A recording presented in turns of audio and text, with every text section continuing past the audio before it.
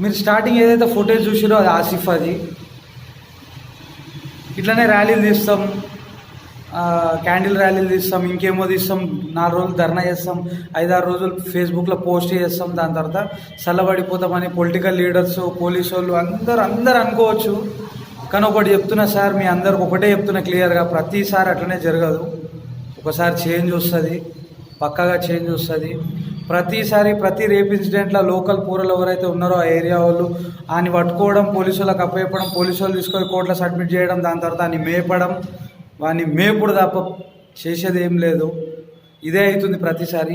కానీ చేంజ్ వస్తుంది సార్, ఒక్కసారి కాకుండా ఇంకోసారికి గ్యారంటీగా చేంజ్ వస్తుంది. అమ్మలు, అక్కలు, అన్నలు, మీ అందరికి నేను ఒకటే చెప్తున్నా, మీ లొకాలిటీలో మళ్ళీ ఇలాంటి ఇన్సిడెంట్ అయితే వాడే అని కన్ఫామ్ అని మీకు అక్కడ అనిపిస్తే రాళ్ళతో కొట్టి చంపురు లంజా కొడుకుని, ఏ ప్రాబ్లం లేదు. నిజం అంటున్నా, ఎవడేం చేయలేదు, రాళ్ళతో కొట్టి చంపురు. ఎందుకంటే న్యాయం జరగదు. తీసుకుపోయి పోలీసు వాళ్ళకి అప్పచెప్తే దాని తర్వాత కోర్టు వాళ్ళని ఆపి హోల్డ్ చేసి వీళ్ళు ఏమనుకుంటారు అంటే, కొంతమంది ఆలోచన ఎట్లుంటుంది అంటే, వీళ్ళు 5,000కో 10,000కో 15,000కో పని చేస్తారు, వీళ్ళు కొన్ని రోజులు ధర్నా చేస్తారు, దాని తర్వాత లైట్ తీసుకుంటారు, ఇంటికి అప్లోడ్ వస్తాడు లేదా ఆఫీస్కి వెళ్ళి కాల్ వస్తుంది, ఎమర్జెన్సీ వర్కులు పడతాయి, దాని తర్వాత వీళ్ళు మూసుకొని వెళ్ళిపోతారు అని అనుకుంటారు. సార్ నిజమే సార్, అది వాస్తవం.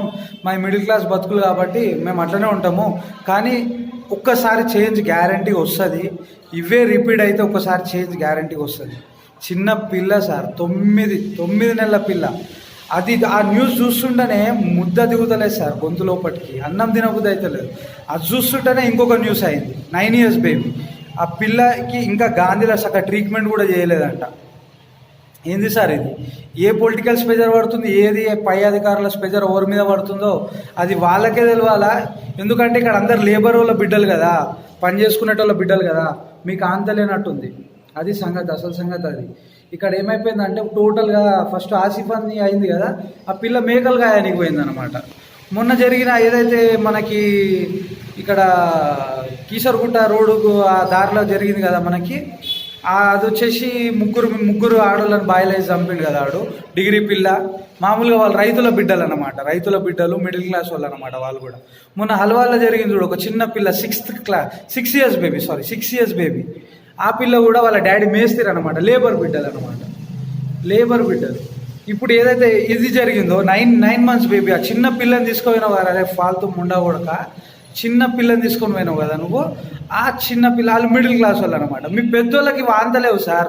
మీ పిల్లల స్కూళ్ళ దగ్గర పోవాలంటే ఫస్ట్ రిజిస్టర్లో నెంబర్ ఎంట్రీ చేయాలా, పేరు ఎంట్రీ చేయాలా, Aadhaar card number, pan card నెంబర్లు కూడా అవసరమైతే ఎంట్రీ చేసి మేము పోవాలి కదా. మా మిడిల్ క్లాస్ బతుకులకు అంత సినిమా లేదనమాట. మా గవర్నమెంట్ స్కూల్ కాడికి వచ్చేస్తే మా పిల్లల అడ్రస్లు అన్నీ పతా అన్నీ తెలిసిపోతాయి అన్నమాట.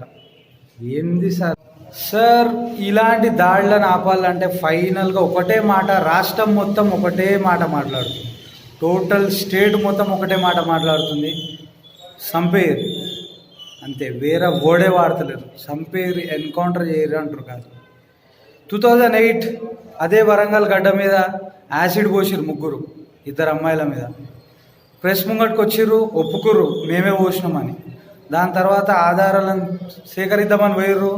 దాని తర్వాత పోలీసు వాళ్ళకి ఎలాంటి సైగ చేయాలో అలాంటి సైగ చేస్తే ఎన్కౌంటర్ అయింది. మనకు కొత్త ఏం కాదు సార్ ఎన్కౌంటర్, అప్పుడు చేస్తే ఒక్కొక్కరికి పడ్డది, ఇప్పుడు కావాలా మళ్ళా, ఇప్పుడు పక్కాగా అవసరం సార్. అది చేస్తేనే చాలామంది అమ్మాయిలు సేఫ్గా ఉంటారు. ఎందుకంటే చెయ్యాలా అనే థాట్ వచ్చినోనికి ప్రాణం పోతుంది అనే భయం పుట్టియాలి మీరు. పక్కాగా అది కావాలి సార్. లేకపోతే పబ్లిక్ గ్యారంటీగా రియాక్ట్ అవుతారు, రోడ్డు మీదకి వస్తారు, పట్టుకొని కొట్టి చంపుతారు వాడిని. పబ్లిక్కి పెద్ద మ్యాటర్ ఏం కాదు. ఉద్యమం చేసిన గడ్డ సార్, మనకు కొత్త ఏం కాదు. ఎన్కౌంటర్లు అయినా, ఫైట్ అయినా, ఏదైనా, రోడ్డు మీదకి దిగడం అయినా, కొట్లాట అయినా, పంచాయతీ అయినా మనకేం కొత్త ఏం కాదు. మా పోలీసు వాళ్ళ మీద మాకు గట్టి నమ్మకం ఉంది. మీరు ఇవ్వాల్సిన ఇషారా ఇచ్చేయరి, అది చేయాల్సిన పని గ్యారంటీగా చేస్తారు. ఏది చేయాలో వాళ్ళకి ఫుల్ క్లారిటీ ఉంది. వాళ్ళు కూడా ఫుల్ ఆవేశంలో సార్. ఎన్నిసార్లు పట్టుకొని కోర్టుకు తీసుకుపోతారు సార్? నిజంగా మీరు భయపెట్టాలనుకుంటారు రేపిస్టులను అయితే పక్కాగా పోలీసు వాళ్ళకి మీరు ఇవ్వాల్సిన ఇషారా ఇవ్వి, పక్కాగా ఎన్కౌంటర్ చేస్తారు. దీనికి ఫైనల్ డిసిజన్ అది ఒకటే సార్, దానికి మించిన డిసిజనే లేదు. అమ్మ శ్రీత, ఇది మాత్రం నీతోటే చెప్తున్నాను, నీకు న్యాయం చేయమని మేము బతిమలాడుకుంటున్నాం చూడమ్మా. చాలామంది వందలాది మంది వీడియోలు ఇప్పటికి చేసేసారు. నీకు న్యాయం చేయమని. మేము కూడా చచ్చిపోయినట్టే అమ్మ. మేము కూడా ఈ సమాజంలో బతికి చచ్చిపోయినట్టే. ఎందుకంటే ఒక చిన్న పాపవి నువ్వు, 9 నెలల పిల్లవి. మీకు న్యాయం చేయమని మేము ఈ సమాజంలో బతుక్కుంటా మేము ఉన్నామంటే, నీకు న్యాయం చేయించలేకపోతున్నామంటే మేము చచ్చినట్టే లెక్క. అంతే అమ్మ. ఈ సమాజం ఎటువంటిదంటే, నీ పేరు శ్రీత కదా, సీత ఉంది కదా, సీతాదేవి ఉంది కదా, సీతాదేవిని ఏమాత్రం ముట్టుకోకుండా రావణాసుడు భూమిని మీదికి అనుకొని మరీ తీసుకొని పోయాడు. రావణాసుడిని ప్రతి సంవత్సరం కాలుస్తాం.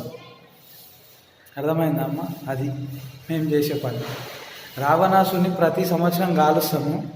నిన్ను రేప్ చేసి చంపి రక్తంలో వదిలేసినని మాత్రం ఫ్రీగా వదిలేస్తాం. ఇదమ్మా మా చేతగానితనం.